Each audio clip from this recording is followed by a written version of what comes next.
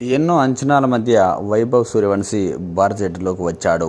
నిజంగా అతను అన్ని ఫార్మాట్లలోనూ ఇరగదీశాడు. ఇండియా తరపున కూడా అదే రేంజ్లో ఆడతాడు అనుకున్నారు.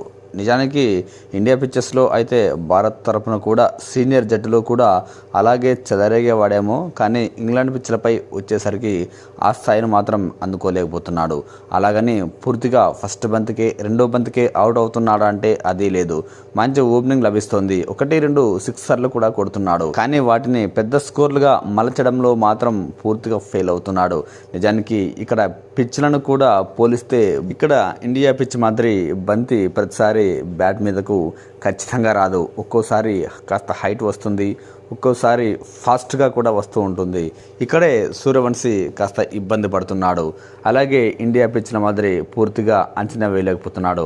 ఫస్ట్ మ్యాచ్లో విల్ జాక్స్ బౌలింగ్లో స్టంప్ అవుట్ అయ్యాడు. 10 బంతుల్లో 14 పరుగులు చేశాడు, 2 సిక్సర్లు కూడా కొట్టాడు. అలాగే సెకండ్ మ్యాచ్కి వచ్చేసరికి ఆర్చర్ బౌలింగ్లో అవుట్ అయ్యాడు. ఇక్కడ కూడా 5 బంతుల్లోనే 13 పరుగులు చేశాడు, 2 సిక్సర్లతో. అయితే బంతిని అంచనా వేయడంలో మాత్రం పూర్తిగా ఫెయిల్ అవుతున్నాడు.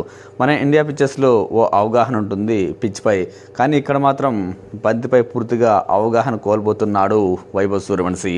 అలాగే అంతర్జాతీయ క్రికెట్లో ప్రతి బంతిని కొట్టాలంటే సాధ్యం కాకపోవచ్చు. ఎంత సీనియర్ బ్యాట్స్మెన్ అయినప్పటికీ కాస్త చూసుకొని ఆడాలి. అలాంటిది యువ ఆటగాడు ఫస్ట్ బంతి నుంచే కౌంటర్ అటాక్ చేయాలంటే ఇంగ్లాండ్ లాంటి పిచ్లపై అంత ఈజీ కాదు. ఈరోజు జరిగిన 4వ T20 మ్యాచ్లోనూ మళ్ళీ అదే తప్పు జరిగింది. 10 బంతుల్లో 15 పరుగులు చేశాడు, ఒక 4 ఒక సిక్సర్తో. దాన్ని మాత్రం పెద్ద స్కోర్లుగా మలచడంలో మరోసారి ఫెయిల్ అయ్యాడు. ఇక్కడ వైభవ్ సూర్యవంశీ వీక్ పాయింట్ కూడా స్పష్టంగా కనబడుతోంది. అలాగే ఇంగ్లాండ్ బౌలర్లు పదే పదే బౌన్సర్లతో ఇబ్బంది పెడుతున్నారు వైభవ్ సూర్యవంశీని. ఓవర్కు 2 బౌన్సర్లు వేయొచ్చు. ఆ నియమాన్ని పూర్తిగా యూజ్ చేసుకుంటున్నారు ఇంగ్లాండ్ బౌలర్లు. వేస్తే 2 బౌన్సర్లు వేస్తున్నారు, లేదంటే పర్ఫెక్ట్ యార్కర్లతో వైభవ్ సూర్యవంశీని ఇబ్బంది పెడుతున్నారు. At the same time Suryavanshi కూడా కాస్త టఫ్ బాల్ వచ్చినప్పుడు చూసి ఆడదాము అన్నట్టు కాకుండా ప్రతి బంతిని కూడా సిక్సర్గా మలచాలి, బౌండరీ సాధించాలి అన్న దానిపైనే దృష్టి పెడుతున్నాడు. దీని కారణంగానేమో తను అంచనాలను ఏమాత్రం అందుకోలేకపోతున్నాడు.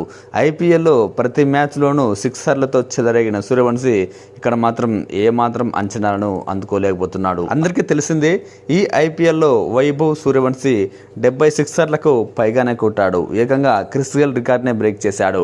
అలాంటి సూర్యవంశీ ఇంగ్లాండ్ పిచ్లపై మాత్రం పూర్తిగా ఆడలేకపోతున్నాడు.